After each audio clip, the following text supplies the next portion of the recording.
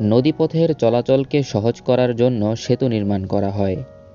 বর্তমানে বাংলাদেশের পদ্মা নদীর উপর দিয়ে তৈরি হচ্ছে এশিয়া মহাদেশের সবচেয়ে বড় সেতু।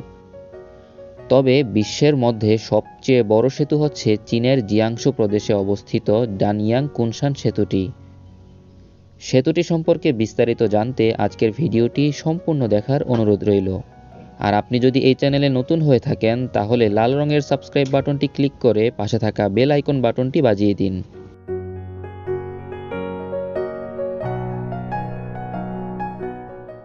সেতুটি চীনের জিয়াংসু প্রদেশে অবস্থিত। পৃথিবীর সবচেয়ে বড় দীর্ঘতম সেতু হিসেবে গিনেস বুক অফ ওয়ার্ল্ড রেকর্ডে নাম লেখায়। সেতুটি 164.8 কিলোমিটার লম্বা।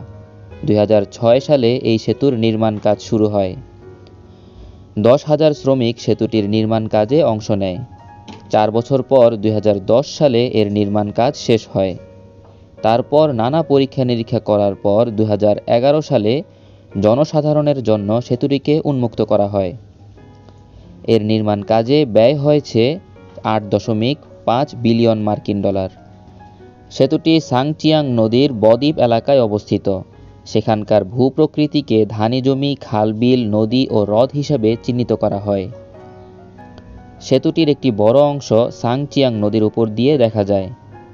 সাংচিয়াং হল এশিয়ার দীর্ঘতম এবং বিশ্বের তৃতীয় বৃহত্তম নদী।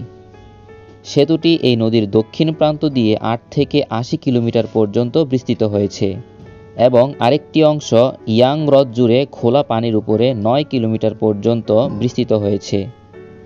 চীনের ডানইয়াং শহরে সেতুটির শুরুর প্রান্ত দেখা যায় এবং কুনশান শহরে এই সেতুর শেষ প্রান্ত দেখা যায়।